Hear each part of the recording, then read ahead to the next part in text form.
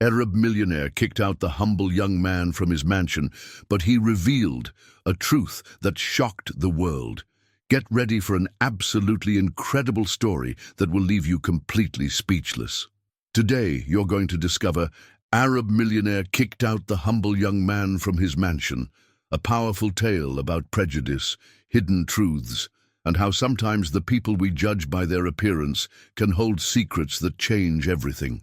Make sure to like this video, subscribe to our channel, and hit that notification bell so you never miss our amazing stories. Trust me, what you're about to hear will shock you beyond belief.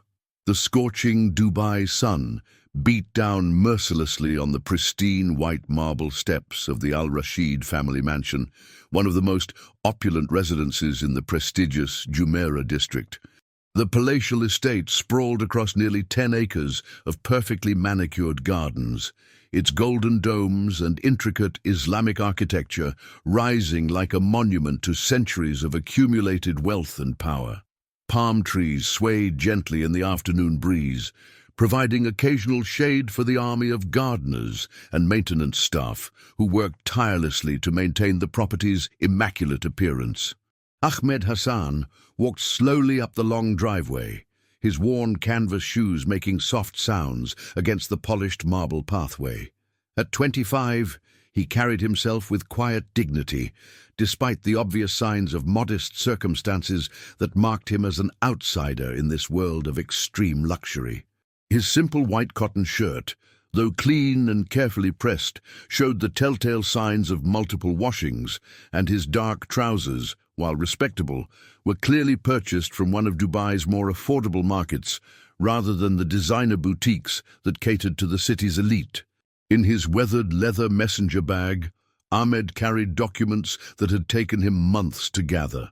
Birth certificates, genealogical records, historical documents, and research materials that represented years of painstaking investigation into his family's past.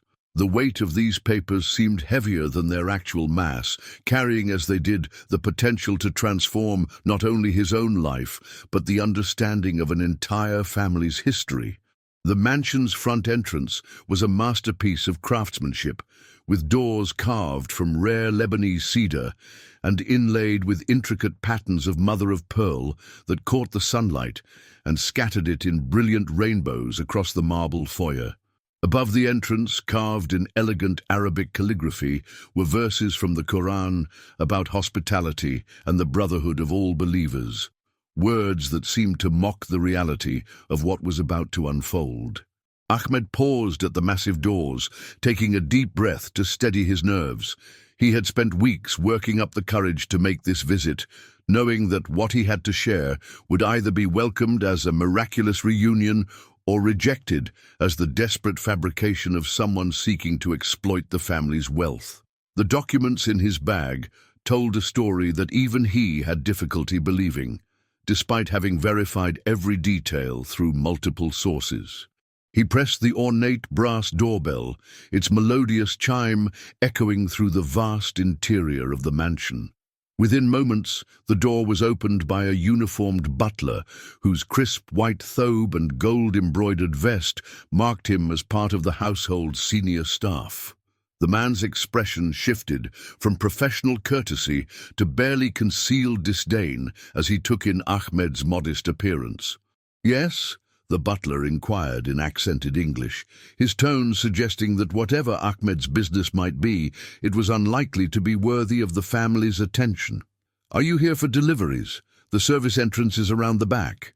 "Actually, I'm here to see Mr. Khalil al-Rashid," Ahmed replied in fluent Arabic, his voice steady despite the obvious assumption that he was some sort of tradesman or delivery person.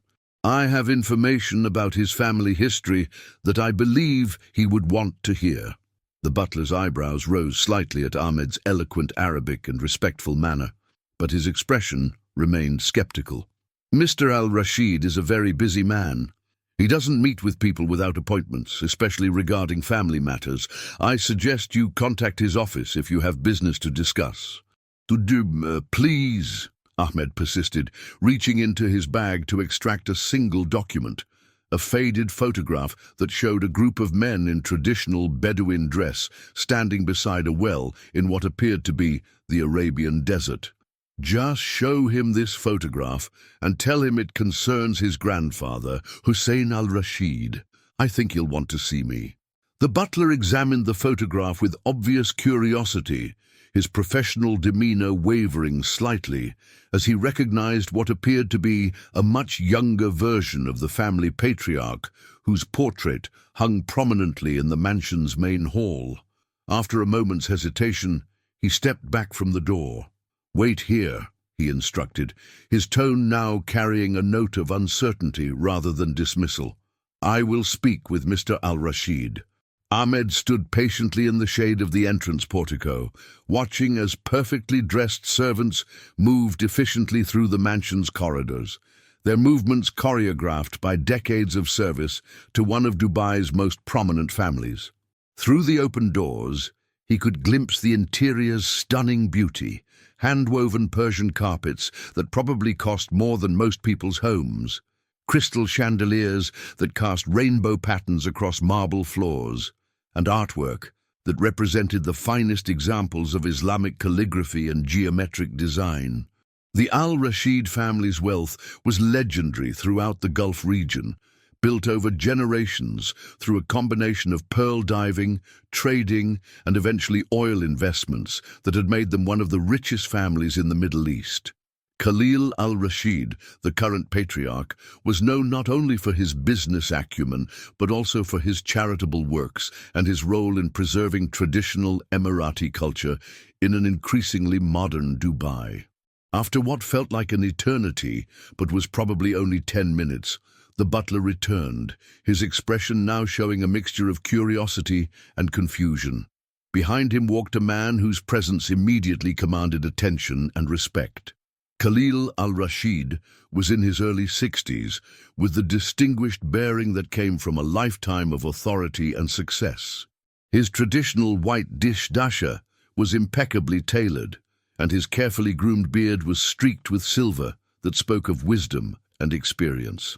But it was Khalil's eyes that drew Ahmed's attention, dark, intelligent, and currently showing a mixture of skepticism and barely controlled impatience. These were the eyes of a man accustomed to being approached by those seeking to benefit from his wealth and influence, and who had developed a finely tuned ability to distinguish between legitimate requests and opportunistic schemes. "You are the young man with information about my grandfather?" Khalil asked in Arabic, his voice carrying the authority of someone unaccustomed to having his time wasted. "I looked at the photograph you provided. Where did you obtain this image?" "Mr. al-Rashid," Ahmed replied respectfully, "I found it among my own family's possessions after my grandmother passed away last year. She left me documents and stories that I've spent months researching and verifying. I believe your grandfather and my great-grandfather were not just acquaintances, but actually family." Khalil's expression hardened noticeably at these words. He had heard countless stories over the years from people claiming family connections to the al-Rashid name, usually motivated by hopes of gaining access to the family's wealth or social position. The fact that this young man appeared to be from modest circumstances only reinforced his skepticism. "Young man," Khalil said, his tone becoming decidedly cooler, "I appreciate whatever research you may have conducted, but the al-Rashid family genealogy has been carefully documented for over 2 centuries. We know exactly who our relatives are, and I can assure you that your family is not among them."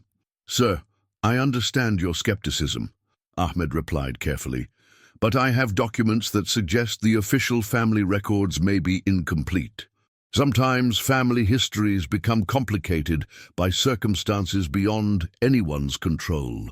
The suggestion that the al-Rashid family records might be inaccurate or incomplete was clearly offensive to Khalil, whose expression shifted from skepticism to something approaching anger. "Are you suggesting that my family has somehow lost track of our own relatives, or perhaps that we have deliberately excluded family members for some reason?"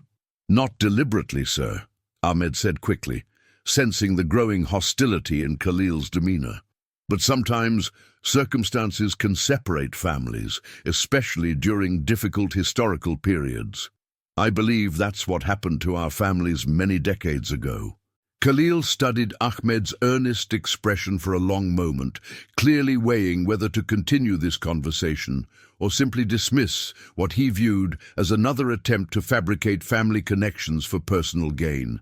The pause stretched uncomfortably, filled only by the distant sounds of Dubai's traffic and the gentle splash of the mansion's fountains. "What exactly are you claiming?" Khalil asked finally, his voice carrying a note of dangerous patience. "Are you suggesting that you are somehow related to the Al-Rashid family? Because if that is your intention, I should warn you that we have dealt with such claims before, and they never end well for those making them." "Mr. Al-Rashid," Ahmed said, reaching into his bag again, "I'm not making claims lightly. I have spent over a year researching this information, verifying documents, and confirming details through multiple sources. I believe your grandfather Hussein had a brother named Mahmoud who was separated from the family during the political upheavals of the 1920s. The mention of his grandfather's brother caused a visible reaction in Khalil's expression. Mahmoud al-Rashid was indeed a figure from family history, but one who was rarely discussed and whose fate had remained uncertain for decades. The fact that this stranger knew about Mahmoud was either evidence of serious research or a sign that he had somehow gained access to private family information. "How do you know about Mahmoud?" Khalil demanded, his voice now showing genuine concern rather than mere skepticism. "That name is not commonly known outside our immediate family." Because Mahmoud al-Rashid was my great-grandfather," Ahmed replied quietly, his words carrying the weight of a revelation that had taken months of research to confirm. "He changed his name to Mahmoud Hassan after he was forced to leave Dubai, but he never forgot his original family or the circumstances that separated him from his brothers." The color drained from Khalil's face as he processed the implications of Ahmed's claim. If true, this would mean that Ahmed was not some opportunistic stranger seeking to exploit the family's wealth, but actually a legitimate member of the Al-Rashid bloodline who'd been lost to the family for generations. "That's impossible," Khalil said, though his voice now carried uncertainty rather than conviction. "Mahmoud disappeared during the tribal conflicts of the 1920s. The family assumed he had been killed." "He wasn't killed," Ahmed replied, producing another document from his bag, a marriage certificate dated 1925 that showed Mahmoud Hassan marrying a woman in a small coastal village. He was forced to flee Dubai after becoming involved in political activities that put him at odds with the British colonial authorities. He changed his name to protect himself and started a new life, but he kept documents and photographs that proved his original identity. Khalil examined the marriage certificate with growing amazement, recognizing what appeared to be his great-uncle's signature at the bottom of the document. The paper was yellowed with age and showed the characteristic watermarks of official documents from the British Mandate period.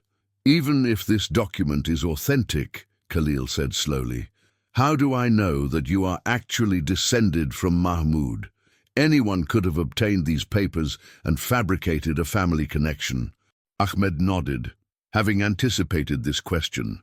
"I understand your caution, Mr. Al-Rashid. That's why I've brought not just documents, but also DNA evidence that can prove the connection definitively." He produced a sealed envelope containing laboratory results from a genetic testing company. "These are the results of comprehensive DNA analysis that traces my lineage back several generations. The genetic markers clearly indicate Middle Eastern ancestry consistent with the Arabian Peninsula, and specifically with genetic patterns common to the tribes that originally settled in this region." Khalil took the envelope with hands that were not entirely steady, the implications of what Ahmed was suggesting beginning to sink in. If these documents were authentic, if the DNA evidence supported Ahmed's claims, Then the young man standing before him was not just a stranger seeking charity or opportunity, but actually his own cousin, a member of the Al-Rashid family who had been separated from them for nearly a century. "Why are you bringing this information to me now?" Khalil asked, his tone becoming more thoughtful as he considered the possibilities. "What do you hope to gain from establishing this connection?" "Nothing material," Ahmed replied with quiet dignity. "I have a good life, a job I enjoy, and no desire to burden your family with requests for financial support. I simply wanted to honor my great-grandfather's memory by reconnecting with the family he was forced to leave behind." The sincerity in Ahmed's voice was unmistakable, and Khalil found himself reconsidering his initial assumptions about the young man's motivations. Ahmed's modest clothing and humble demeanor suggested someone who was indeed content with his circumstances rather than desperately seeking to improve them through family connections. "What kind of work do you do?" Khalil inquired, his curiosity now overcoming his skepticism. "I'm a teacher," Ahmed replied simply. "I work at a government school in the Al-Qusais district, teaching history and Arabic literature to middle school students. I also volunteer at a literacy center in the evenings, helping adult immigrants learn to read Arabic." The revelation that Ahmed was a teacher rather than someone seeking financial opportunity further shifted Khalil's perception of the situation. Teachers in Dubai, while respected, were not highly paid, and Ahmed's choice to volunteer his time for literacy work suggested someone motivated by service rather than personal gain. "And you've spent a year researching our family history simply out of intellectual curiosity?" Khalil asked, still processing the implications of Ahmed's presence. "Partly curiosity," Ahmed admitted, "but mostly because my grandmother made me promise to find the family that my great-grandfather had been forced to leave behind. She said it was important for future generations to know their complete history, not just the parts that were convenient or comfortable." Khalil studied Ahmed's earnest expression, seeing in it echoes of the Al-Rashid family's own commitment to preserving history and honoring ancestral connections. The fact that Ahmed had spent his own limited resources on genealogical research rather than seeking immediate financial benefit suggested motivations that aligned with the family's values. "These documents you've brought," Khalil said finally, "they would need to be verified by experts before any family connections could be officially recognized. Are you prepared for that level of scrutiny?" "Of course," Ahmed replied without hesitation. "I would welcome the most thorough investigation possible. The truth can only be strengthened by careful examination." Khalil found himself impressed, despite his initial skepticism. Ahmed's willingness to submit his evidence to expert analysis suggested confidence in its authenticity rather than the desperation of someone trying to perpetrate a fraud. "Very well," Khalil said, making a decision that would have significant implications for both families. "I will arrange for our family's genealogical researchers to examine your documents and verify your claims. This process may take several weeks, and I must warn you that if any part of your story proves to be fabricated, the consequences will be severe." "I understand completely," Ahmed replied. "I would expect nothing less from a family with your reputation for integrity and thoroughness." As they spoke, a black Mercedes pulled into the mansion's circular driveway, its polished surface reflecting the afternoon sun like a mirror. From the vehicle emerged a woman in an elegant abaya whose intricate embroidery and perfect tailoring marked her as someone of considerable wealth and social standing. She moved with the graceful confidence of someone accustomed to luxury and deference, her jewelry catching the light as she approached the mansion's entrance. "Khalil!" the woman called out in Arabic as she noticed her husband speaking with the young stranger. "Who is this person? You know we have the charity board meeting in an hour." Khalil's wife, Amira al-Rashid, was known throughout Dubai's social circles for her intelligence, elegance, and dedication to philanthropic causes. She had been instrumental in establishing several educational foundations and was widely respected for her work improving opportunities for underprivileged children throughout the Emirates. "Amira," Khalil replied, "this young man has brought some interesting information about our family history. He claims to be related to us through my grandfather's brother, Mahmoud." Amira's perfectly sculpted eyebrows rose in surprise as she studied Ahmed's modest appearance with the kind of practiced assessment that came from years of evaluating people's motivations and sincerity. Her expression suggested polite skepticism mixed with the wariness that wealthy families necessarily developed towards strangers making unexpected claims. "I see," she said diplomatically. "And what evidence has he provided to support this remarkable claim?" Ahmed respectfully repeated his explanation about the documents, photographs, and DNA evidence, while Amira listened with the kind of focused attention that made it clear why she was considered one of Dubai's most effective philanthropic leaders. Her questions were intelligent and probing, designed to assess both the credibility of his claims and his character. "If what you're saying is true," Amira said finally, "it would indeed be a remarkable discovery. Our family has always believed that Mahmoud was killed during the tribal conflicts. The idea that he survived and established a family elsewhere is quite extraordinary." "I understand how difficult this must be to accept," Ahmed replied respectfully. "My own family only learned the full truth after my grandmother's death, when we found the documents and photographs she had preserved for decades." As they continued their conversation, several of the mansion's staff members had begun gathering at discreet distances, their curiosity clearly piqued by the unusual nature of the discussion taking place at their employer's front door. Word was beginning to spread through the household that something significant was happening, though none of them could have imagined the true scope of what was being revealed. "Khalil," Amira said quietly, "perhaps we should continue this conversation inside, away from curious ears." Khalil nodded, realizing that their discussion had indeed attracted more attention than was appropriate for such sensitive family matters. "Ahmed, would you be willing to come inside so that we can examine your documents more thoroughly?" "I would be honored," Ahmed replied, though he could sense the underlying tension in the invitation.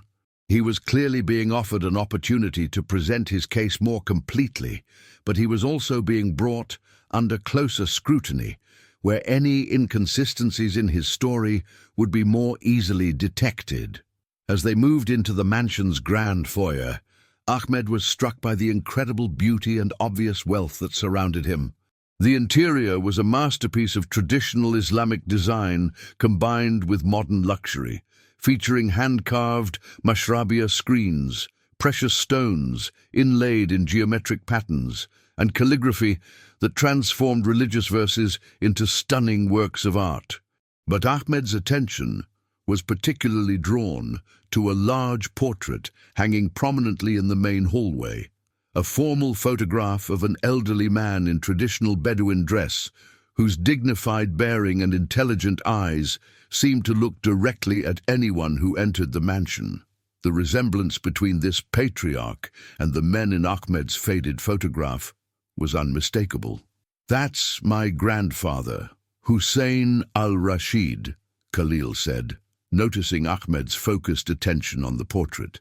"He was the one who established our family's position in Dubai's business community and who insisted on preserving our tribal traditions even as the city modernized around us." "He looks exactly like my great-grandfather," Ahmed said softly, producing the faded photograph again and holding it up for comparison. "The family resemblance is remarkable." Indeed, the similarity between the two men was striking. The same strong jawline, the same intelligent eyes, the same dignified bearing that suggested natural leadership and deep personal integrity. Even Amira, who had been maintaining polite skepticism, found herself studying the comparison with growing interest. "The resemblance is quite remarkable," she admitted, "but physical similarity alone doesn't prove family connections. Many people from this region share similar features." "Of course," Ahmed agreed, That's why I've brought documentary evidence rather than relying on appearances alone.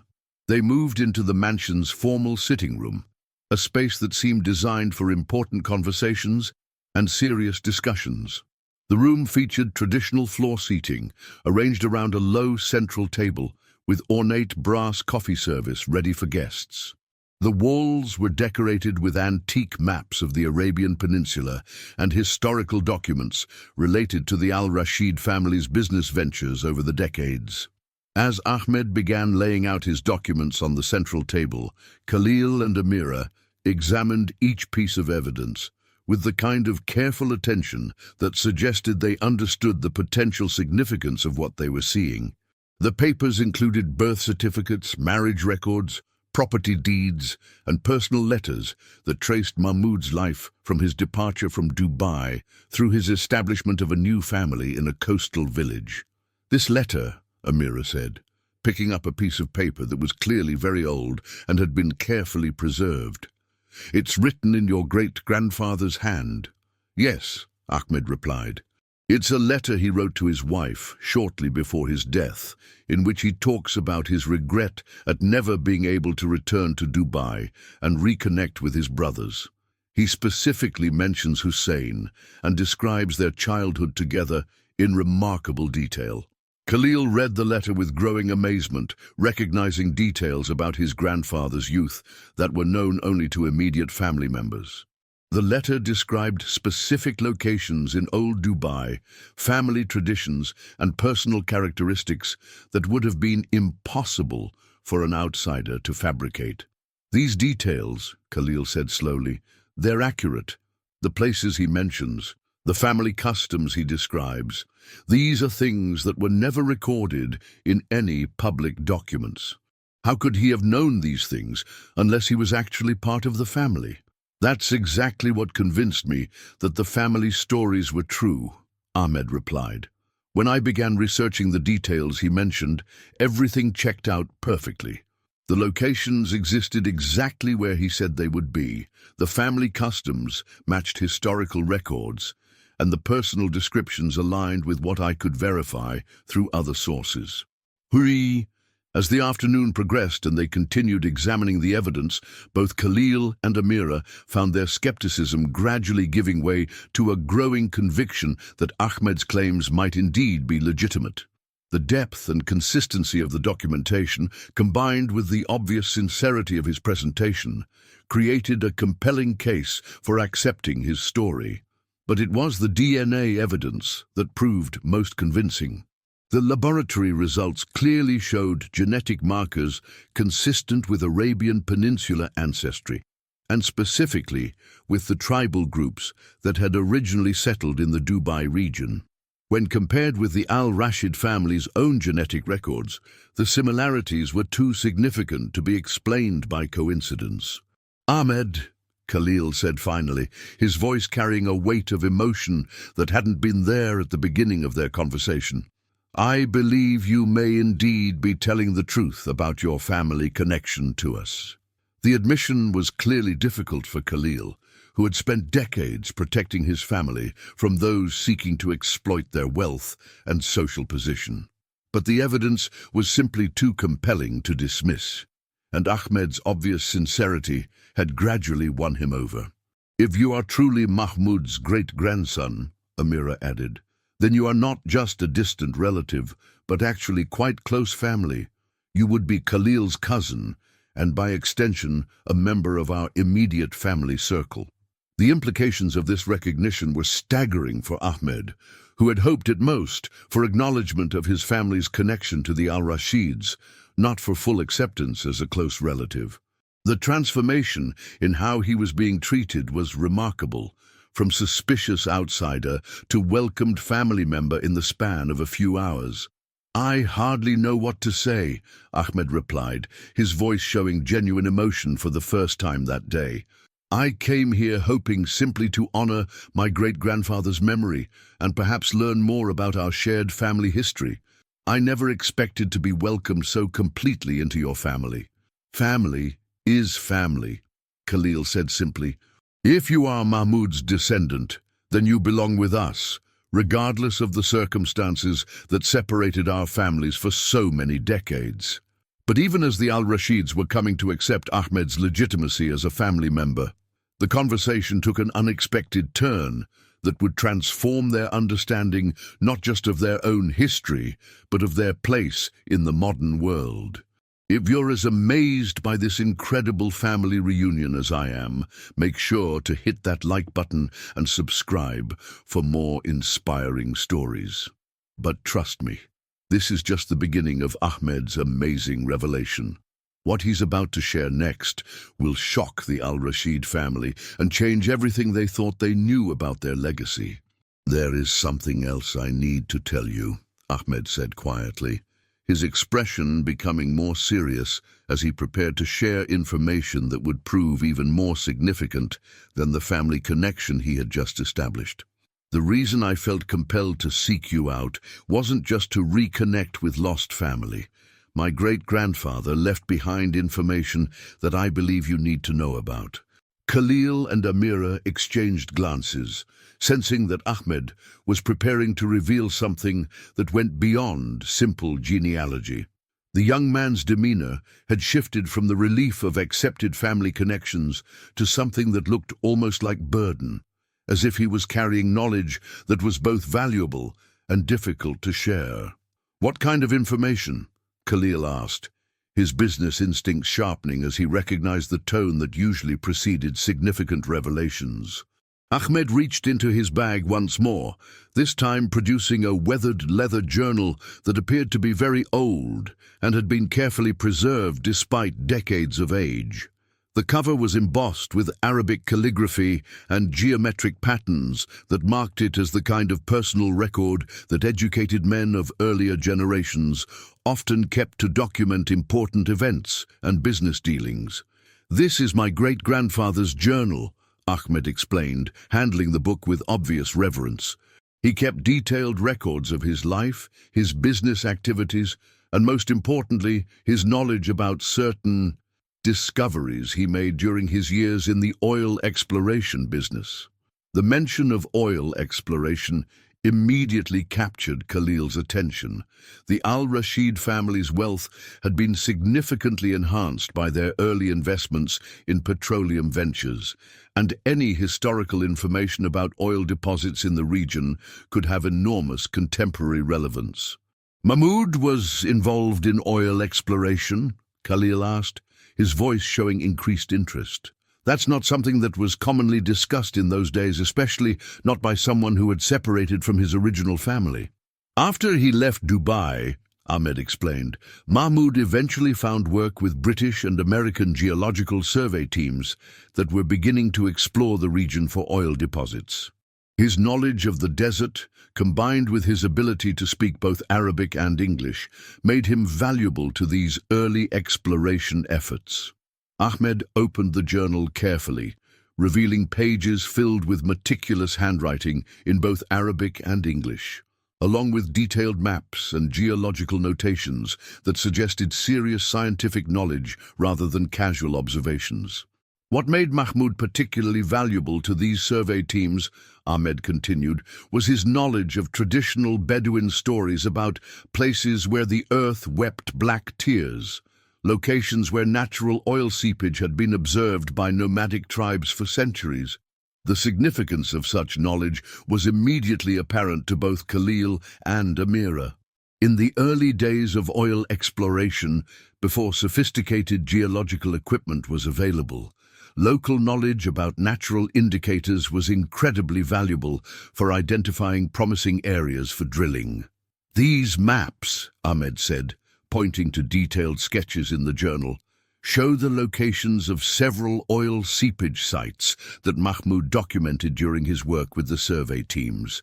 Some of these locations were eventually developed into major oil fields, but others," he paused significantly, "others were never explored because of political complications or changes in territorial boundaries."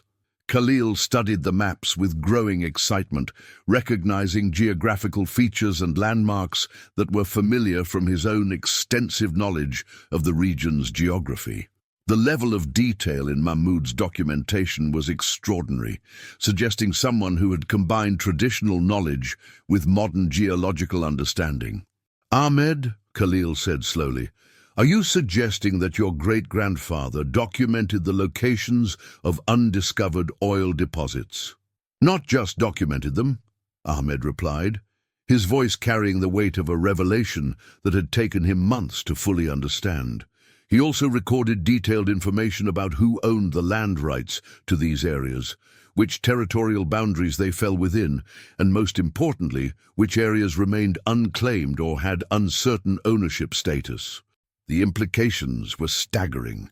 In the modern Middle East, where oil revenues had transformed entire nations and created unprecedented wealth, information about previously unknown deposits could be worth billions of dollars. Even small oil fields could generate enormous profits over their productive lifespans. "But surely," Amira interjected, "if these locations were known to exploration companies decades ago, they would have been developed by now. Why would valuable oil deposits remain unexplored?" Ahmed smiled grimly at her question, clearly having anticipated this logical objection. "That's where the story becomes particularly interesting. According to my great-grandfather's records, several of the most promising sites were abandoned not because they lacked oil, but because of political complications that made development impossible at the time." He turned to a specific page in the journal that contained what appeared to be correspondence between Mahmoud and various British colonial officials. The letters discussed territorial disputes, tribal conflicts, and diplomatic complications that had prevented the development of known oil deposits. "In the 1930s and 1940s, Ahmed explained, the political situation in this region was incredibly complex. Territorial boundaries were still being established, tribal claims were disputed, and the colonial authorities were often more concerned with political stability than economic development. So these oil sites were abandoned for political reasons rather than geological ones?" Khalil asked, beginning to understand the potential significance of Ahmed's revelation. "Exactly," Ahmed confirmed. "And according to my great-grandfather's analysis, many of these political complications were temporary. He believed that once the region stabilized and modern legal frameworks were established, these deposits could potentially be developed."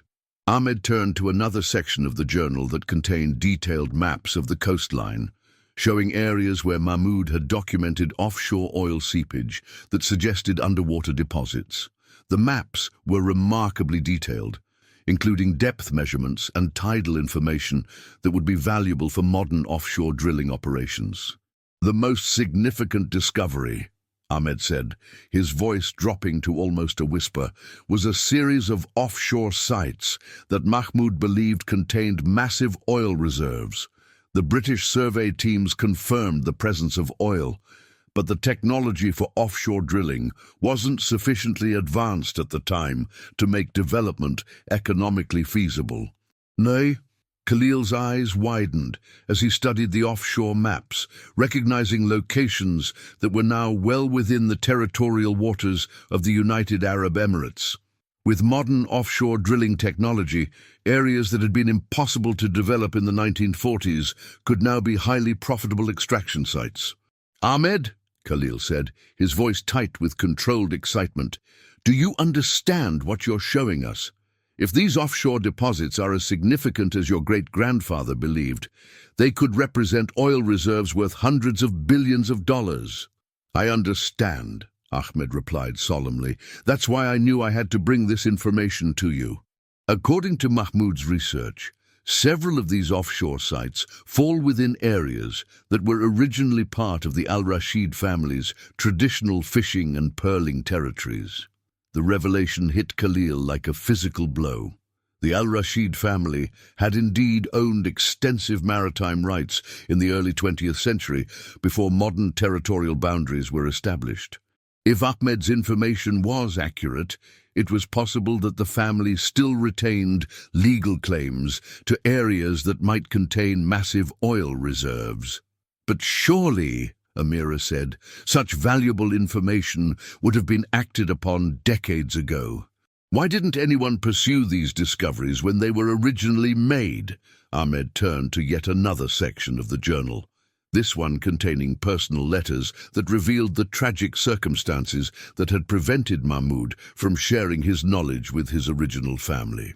My great-grandfather tried repeatedly to contact the Al-Rashid family after he made these discoveries, Ahmed explained. But by then, his separation from the family had become complete, and his changed name made it impossible for his letters to reach you. He died believing that this valuable information would be lost forever. The letters were heartbreaking in their obvious desperation and frustration. Mahmud had clearly understood the enormous value of his discoveries and had desperately wanted to share them with his family. But political circumstances and his own changed identity had made communication impossible.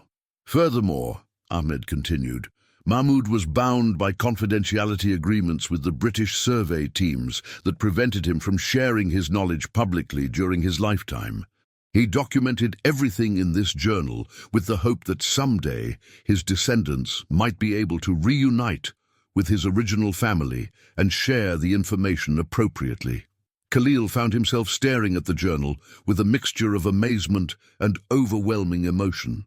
The idea that his family's lost relative had not only survived, but had potentially discovered oil reserves worth billions of dollars was almost impossible to process.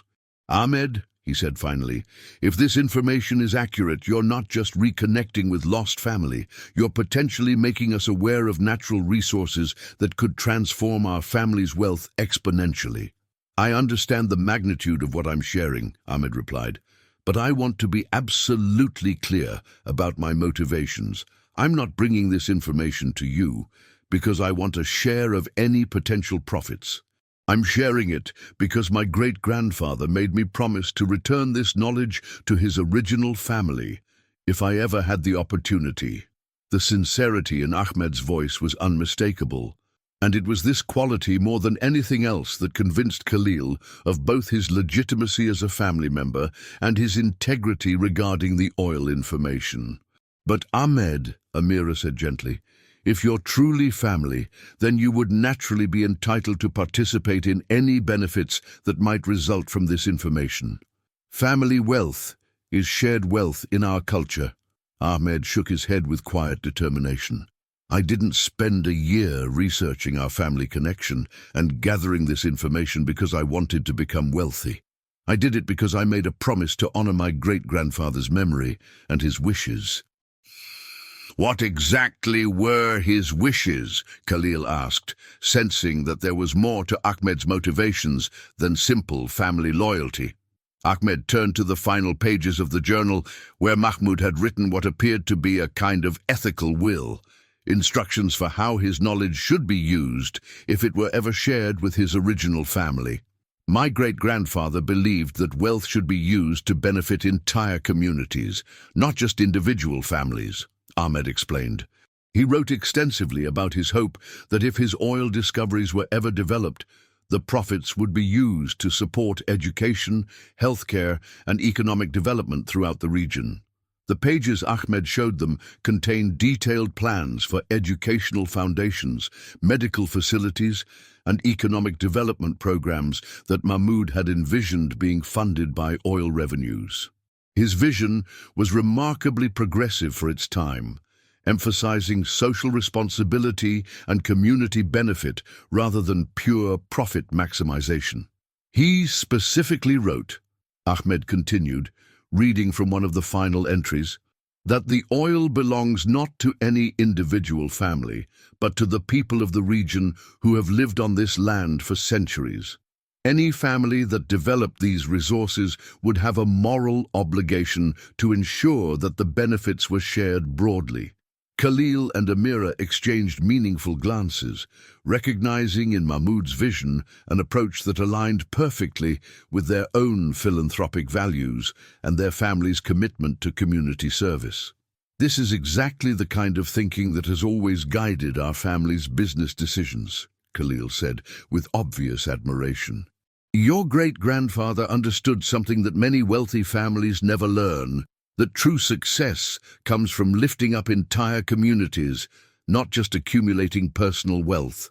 That's why, Ahmed said, I hope that if this information proves valuable, you'll consider implementing the kind of programs that my great-grandfather envisioned, not because you owe me anything, but because it would honor his memory and fulfill his vision for how these resources should be used. Uddin, the conversation was interrupted by the arrival of Dr. Rashid Al-Mansouri, a family friend and advisor who served as the Al-Rashid family's expert on legal and historical matters. Khalil had called him earlier to examine Ahmed's documents, and his arrival marked the beginning of a more formal verification process. Dr. Al-Mansouri was a distinguished man in his 70s, with the kind of scholarly bearing that came from decades of academic research and legal practice. He specialized in historical property rights and had been instrumental in resolving several complex inheritance cases involving old family claims and territorial disputes. Khalil, Dr. Al-Mansouri said as he entered the sitting room, you mentioned that this young man has brought information about Mahmoud al-Rashid. I must say, that's a name I haven't heard discussed in many years. Ahmad, Khalil said, this is Dr. Al-Mansouri, who has been helping our family with legal and historical research for over 20 years. He's probably the most knowledgeable person in Dubai about old territorial claims and property rights. As Ahmed again explained his family connection and shared his documents, Dr. Al-Mansouri examined each piece of evidence with the kind of meticulous attention that came from decades of evaluating historical claims. His questions were technically precise and designed to test the authenticity and consistency of Ahmed's story. These documents appear to be genuine, Dr. Al-Mansouri said finally, and the information they contain is consistent with what I know about the political situation during the 1920s. The circumstances that forced Mahmoud to change his identity and leave Dubai were unfortunately common during that period of regional instability. But it was when Dr. Al-Mansouri examined the oil exploration information that his expression became truly serious. As someone who had spent decades researching territorial rights and property claims, he immediately recognized the potential legal and economic significance of Mahmoud's documentation. These offshore territories that Mahmoud mapped, Dr. Al-Mansouri said, studying the detailed charts with obvious interest, several of them fall within areas where the Al-Rashid family held traditional maritime rights before modern territorial boundaries were established. Does that mean we might still have legal claims to these areas? Khalil asked, hardly daring to hope that the situation could be so favorable. Possibly, Dr. Al-Mansouri replied carefully. Traditional maritime rights were often grandfathered into modern territorial frameworks, especially when they could be documented through historical records. If Mahmoud's maps are accurate, and if the Al-Rashid family can prove their historical claims to these waters, there might indeed be a legal basis for pursuing development rights. The room fell silent as everyone processed the implications of what Dr. Al-Mansouri was suggesting. The combination of Ahmed's family connection, Mahmoud's oil exploration data, and the Al-Rashid family's historical territorial rights could potentially create a legal foundation for claiming development rights to offshore oil deposits worth billions of dollars. However, Dr. Al-Mansouri continued, such claims would need to be pursued through proper legal channels with full cooperation from government authorities and international maritime law experts. This is not something that could be resolved quickly or easily. Of course, Khalil agreed, but the potential is extraordinary. Ahmed, do you understand that the information you've brought us could transform not just our family's circumstances, but potentially the economic development of the entire region? I understand, Ahmed replied. That's exactly why my great-grandfather was so specific about wanting the benefits to be shared with the broader community. He understood that such discoveries carry enormous responsibility along with their potential rewards. As the evening progressed and the full implications of Ahmed's revelations became clearer, Khalil found himself marveling at the extraordinary series of coincidences that had brought this information to light. If Ahmed hadn't inherited his great-grandfather's documents, if he hadn't been motivated by family loyalty to research their connection, if he hadn't possessed the courage to approach the al-Rashid family despite his modest circumstances, the oil information might have remained hidden forever. "Ahmed," Khalil said as their formal discussions drew to a close, "I want you to know that whether or not the oil information proves valuable, you will always be welcome in this family. The connection you've established today goes far beyond any potential business benefits. Furthermore," Amira added, "your great-grandfather's vision for using wealth to benefit entire communities aligns perfectly with our family's values. Regardless of what develops from his oil discoveries, we'd like you to be involved in our existing philanthropic activities." Ahmed felt overwhelmed by the warmth and acceptance he was receiving from people who had been complete strangers just hours earlier. The transformation from suspicious outsider to welcomed family member had been remarkable, but it was the recognition of his great-grandfather's vision and values that touched him most deeply. "There is one more thing," Ahmed said, producing a final document from his bag. "My great-grandfather wrote a letter specifically to be given to the al-Rashid family if we were ever reunited. He asked that it be read aloud when the family was gathered together." Khalil accepted the letter with obvious emotion, recognizing that he was about to hear the voice of a family member who had been lost for nearly a century. As he opened the carefully preserved envelope and began to read Mahmud's final message to his family, tears began forming in his eyes. "My beloved brothers and their descendants," Khalil read aloud, his voice carrying the weight of decades of separation and longing. "If this letter reaches you, it means that Allah has blessed our families with reunion despite the circumstances that forced me to leave Dubai so many years ago." The letter continued with expressions of love, regret, and hope that spanned several pages. Mahmud wrote about his life in exile, his successful marriage and family, his business achievements, and most importantly, his never-ending hope that someday his descendants would be reunited with his original family. "I have lived a good life despite the circumstances that separated us," the letter continued. "But my greatest regret has been my inability to share with you the discoveries I made that could benefit not just our family, but our entire community. I pray that if this information reaches you, you will use it as I would have wanted, to create opportunities and improve lives throughout our beloved region." The letter concluded with specific instructions about the oil exploration data and detailed explanations of how Mahmud hoped the information would be used. His vision was comprehensive and generous, emphasizing education, healthcare, infrastructure development, and economic opportunities for all residents of the region, regardless of their background or circumstances. As Khalil finished reading the letter, the room was filled with emotional silence. Everyone present understood that they had just witnessed something extraordinary. Not just the revelation of potentially valuable natural resources, but the completion of a family story that had been interrupted for nearly a century. "Ahmed," Khalil said finally, "your great-grandfather would be proud of what you've accomplished today. You've not only honored his memory and his wishes, but you've given our family the opportunity to fulfill his vision for using these discoveries to benefit our entire community." "Does this mean you'll pursue development of the oil sites?" Ahmed asked, curious about how the al-Rashid family would choose to handle such enormous potential wealth. "If the legal research confirms our claims and the geological surveys validate your great-grandfather's discoveries," Khalil replied, "then yes, we'll pursue development.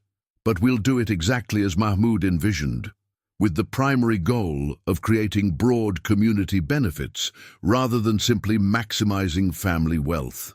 Furthermore, Amira added, "We'd like you to be directly involved in designing and implementing the educational and social programs that any oil revenues would support. Your background as a teacher and your commitment to community service make you the ideal person to ensure that Mahmoud's vision is properly fulfilled." Ahmed found himself speechless at the scope of what was being offered to him. In the span of a single day, he had gone from being a modest school teacher, hoping to reconnect with lost family, to being invited to help manage what could become one of the largest philanthropic enterprises in the Middle East. The weeks that followed Ahmed's initial visit to the Al Rashid mansion were filled with intensive research, legal consultations, and geological surveys that confirmed the most optimistic projections about Mahmoud's oil discoveries. International maritime law experts verified that the Al Rashid family did indeed retain legal claims to several of the offshore territories that Mahmoud had mapped, and modern geological analysis confirmed the presence of substantial oil reserves. But more importantly, the Al Rashid family proved true to their word about implementing Mahmoud's vision for community benefit. Even before the first oil was extracted, they began establishing educational foundations, medical facilities, and economic development programs throughout the region. Ahmed found himself appointed as the Director of Community Development, with full authority to design programs that would maximize the social impact of the family's new wealth. The story of Ahmed's dramatic revelation and the subsequent oil discoveries became legendary throughout Dubai and the broader Gulf region. But what people remembered most wasn't the incredible wealth that was discovered, but the way the Al Rashid family chose to use their good fortune to lift up their entire community.